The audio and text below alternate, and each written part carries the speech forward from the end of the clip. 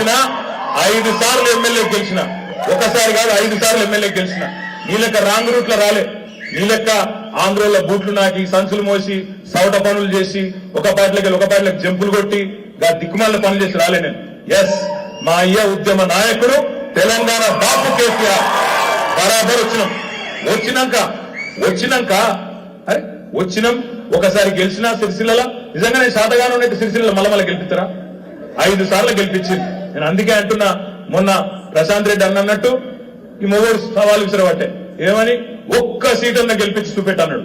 నేను అందుకే నాకు మండి ఒకటే అన్నా, ఒక్క సీట్ ఎందుకు నీ ఒక్క సీట్లోనే కొట్లాడదాంపా, నేను సిరిసిల్లకు రాజీనామా పెడతా, నువ్వు కొడంగల్ రాజీనామా పెట్టు, దమ్ముంటే మొగోడు అవుతారా మల్కాజ్గిరిలో చూసుకుందామన్న ఇప్పటిదాకా సరి లేదు తప్పుడు లేదు. అందుకే నేను అంటున్నా, రేవంత్ రెడ్డి గారు ఈ కారు కూతలు, రోత మాటలు, పెడ బొబ్బలు, గొంతు తీసుకున్నాడు, మెడల పేగులేసుకున్నాడు, ఈ దిక్కుమాల డైలాగు లాగుల తొండలిడిచిపెట్టుడు, దిక్కుమాల డైలాగులు బంద్ చేయి. ముఖ్యమంత్రి లెక్కుండు, పొంకనాల పోతిరెడ్డి లెక్క ఊర్లలో తిరిగి బుడ్రకాన్ లెక్క మాట్లాడకు, చిల్లర మాటలు మాట్లాడకు. ఇప్పుడైనా ముఖ్యమంత్రి లాగా వ్యవహారం చేయి. మగాడివైతే మా ఆడబిడ్డలకు 1,67,00,000 మంది ఆడబిడ్డలకు నెలకు 2,500 ఇస్తాను, ఇచ్చి చూపెట్టు అని చెప్పి నేను డిమాండ్ చేస్తున్నా. మగాడివైతే 500 బోనస్ ఇస్తాను క్వింటల్కు ఈ ఎండాకాలం యాసంగి పంట నుంచే ఇచ్చి చూపెట్టమని చెప్పి నేను డిమాండ్ చేస్తున్నా. మగాడివైతే 2 లక్షల రుణమాఫీ అన్నావు కదా, చేసి చూపెట్టు. ఎలక్షన్ కోడ్ రాకముందే మొగోనివైతే ఆ పని చేయి. ఇదేది శాత కాదు. తెల్లారు లేస్తే కేసీఆర్ తిట్టాలి. మేడిగడ్డ కొట్టుకపోయింది, కాళేశ్వరం నాశనమైంది అని మాట్లాడుతుండ్రు రేవంత్ రెడ్డి. మీరు ఒక్క 2 నిమిషాలు దయచేసి ఒక్క ముచ్చట చెప్పుకొని ఇక బంద్ చేద్దాం.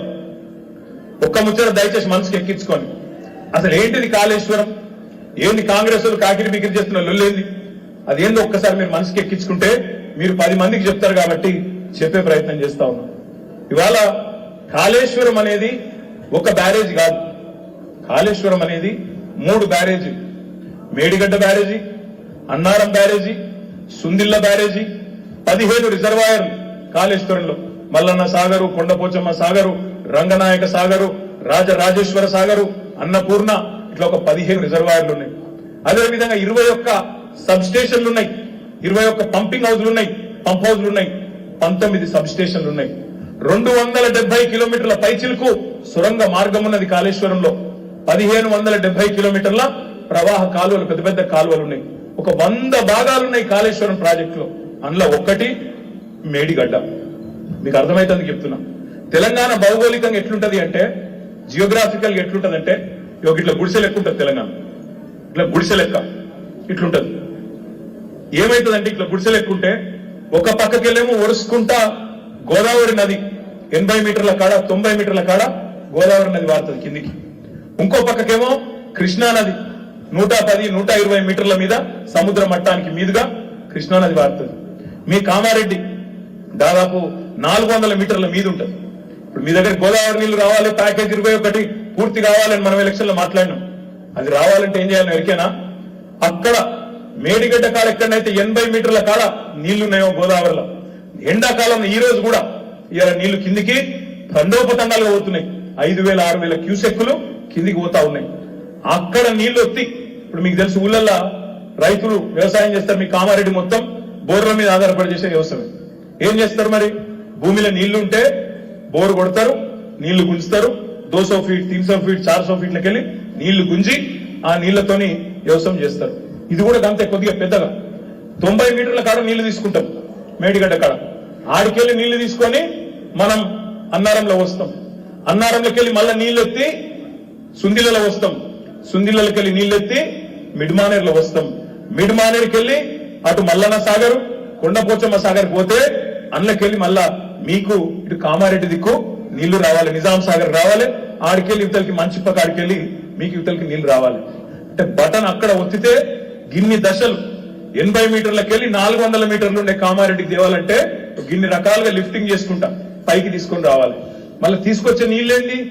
బకెటో చెంబో కాదు కదా. ఇవాళ ఒక్క రోజుకు 2 టీఎంసీల నీళ్లు మనం కాళేశ్వరం ద్వారా లిఫ్ట్ చేస్తున్నాం. 2 టీఎంసీలు అంటే ఏందో ఎరికేనా? మీరు హైదరాబాద్ లో హుస్సేన్ సాగర్ చూసిండ్రా? ట్యాంక్ బండ్ చూసిండ్రా? హుస్సేన్ సాగర్ చూసిరా లేదా? హుస్సేన్ సాగర్ 1 టీఎంసీ అంటే రోజుకు 2 హుస్సేన్ సాగర్ల పట్టే నీళ్లు మేడిగడ్డ కాడ లేపి దశల వారీగా తీసుకొచ్చి మీ నిజాం సాగర్ లో పోసి మంచిప్ప కాడికెళ్ళి ఇక్కడ కామారెడ్డికి తెచ్చే ఒక బృహత్తరమైన ప్రాజెక్టు కాళేశ్వరం ప్రాజెక్టు. అందులో 100 భాగాలు ఉన్నాయి. ఒక మేడిగడ్డ కాదు, అందులో మేడిగడ్డ స్టార్టింగ్ పాయింట్. మేడిగడ్డ కాడేందంటే అది చిన్న చిత్క బ్యారేజ్ కాదు, 1600 మీటర్ల పొడవున్న బ్యారేజీ మేడిగడ్డ. 1.6 కిలోమీటర్స్, 1600 మీటర్లు అంటే కామారెడ్డి పట్టణంలో ఒక ముఖ్యమైన ఒక పెద్ద ఇస్సా. 1.6 కిలోమీటర్స్ అంటే అందులో 85 పిల్లర్లు ఉన్నాయి. ఒక మేడిగడ్డలో 85 పిల్లర్లు ఉన్నాయి. అందులో 3 పిల్లర్లకో 2 పిల్లర్లకో సమస్య వచ్చింది. అది కొద్దిగా కుంగిన మాట వాస్తవం, మేము మనం చూసి వచ్చినాం. కానీ మొత్తం కాళేశ్వరం కొట్టుకపోలేదు, మొత్తం మేడిగడ్డ కొట్టుకపోలేదు, మొత్తం నాశనం కాలేదు. నిజంగా ఈ ముఖ్యమంత్రికి చిత్తశుద్ధి ఉంటే, రైతుల మీద ప్రేమ ఉంటే 3 నెలల్లో 3 పిల్లర్లు బాగా చేసే టైం దొరకలేదా నీకు? 3 నెలల్లో 3 పిల్లర్లు బాగా చేస్తే, ఇవాళ నీళ్లు పంపు చేస్తే రైతుల పంటలు ఎండిపోకుండా కాపాడే అవకాశం ఉంటుండనా లేదా? ఒక్కసారి ఆలోచించమని చెప్పి నేను కోరుతా ఉన్నా. అందుకే నేను అంటున్నా, ఇది కాలం తెచ్చిన కరువు కాదు. పోయినసారి కాలం మంచిగా అయింది, 14% అధిక వర్షపాతం నమోదైంది పోయినసారి. కావాలంటే లెక్కలు చూసుకోవచ్చు మీరు గూగుల్లో.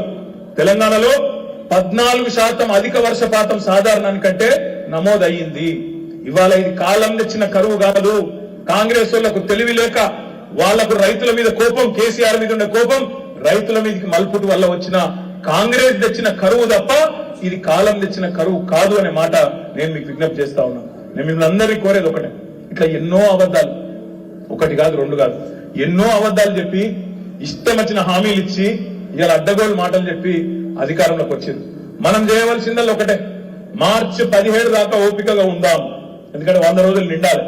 100 రోజులు నిండినాక వాళ్ళ పాపం పండంగానే మనం కూడా ప్రజల దగ్గర పోయి అడుగుదాం.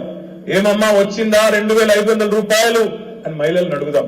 ఏమన్నా వచ్చిందా నీకు 500 రూపాయల బోనస్ రైతులను అడుగుదాం.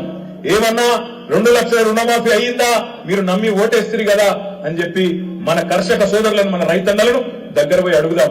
ముసలిలను అడుగుదాం. ఏమమ్మా మార్పు మార్పు అని చెప్పి 4000 రూపాయలు వస్తే ఓటేస్తారు కదా, పడ్డాయా మరి 4000, ఉన్న 2000 పడుతున్నాయా లేవా అని గుర్తు చేద్దాం. ఈ పని చేస్తే చాలు. ఇలా ఆల్రెడీ ఊళ్ళలో యాడ్ చేసుకుంటారు. కరెంటు ఓంగనే ఏమంటారు? జై కాంగ్రెస్ అంటారు. కరెంటు ఓంగనే ఈ మధ్యన 2-3 మీటింగ్లకు పోతే మరి వాడు తెలిసి కట్ చేసిండో తెలియక కట్ చేసిండో కానీ కరెంటు కట్ అయింది. పాపం నిన్న మన జీవన్ రెడ్డి సాబ్ అది జగిత్యాల కళ్యాణ లక్ష్మి చెక్కులు మంచి తందుకుపోయింది. ఆడ పోయినాక ఇవాళ కళ్యాణ లక్ష్మి చెక్కులు ఎమ్మెల్యే క్యాంప్ ఆఫీస్ లో వంచనిస్తలేదు. కాంగ్రెస్ వాళ్ళు వచ్చిన ఎందుకంటే వాళ్ళకి ఎమ్మెల్యేలు ఎక్కువ లేరు కదా, అందుకే ఏం చేసిర్రు, ఆర్డీఓ ఆఫీస్ లో వంచాలన్నారు. సరే ఆర్డీఓ ఆఫీస్ పోయిన వీళ్ళందరూ తెలియక పాపం ఆడపోతే కరెంటు దిక్కులేదు. ఇజ్జత్ బాయ్ మానం బాయ్ చెప్పుకుంటే ఇజ్జత్ బాయ్, చెప్పుకోకపోతే మానం బాయ్. మొత్తం పాపం ప్రెస్ వాళ్ళు ఉన్నారు, వీడియోలు తీసి జీవన్ రెడ్డి ఫోన్ల మీద ఫోన్లు కొడతాడు. అయ్యో కరెంట్ 20 దండం పెడతాడు, వీళ్ళు వీడియోలు తీస్తారు, ఇజ్జత్ పోతుంది. కాంగ్రెస్ వచ్చింది కరెంటు పోయింది, కాంగ్రెస్ వచ్చింది కరెంటు పోయింది అని చెప్పి మళ్ళా ప్రజలు సోషల్ మీడియాలో ట్రోలింగ్ చేస్తారు. దండం పెడతా జల్దీ కరెంట్ అంటే మేమేమే బేబే ఆడు ఉంటే కదా ఇస్తాను, లేదు వాళ్ళకి అంత సీను. అందుకే నేను అంటున్నా, ప్రజల అనుభవంలో ఆల్రెడీ చాలా అయింది. ప్రజల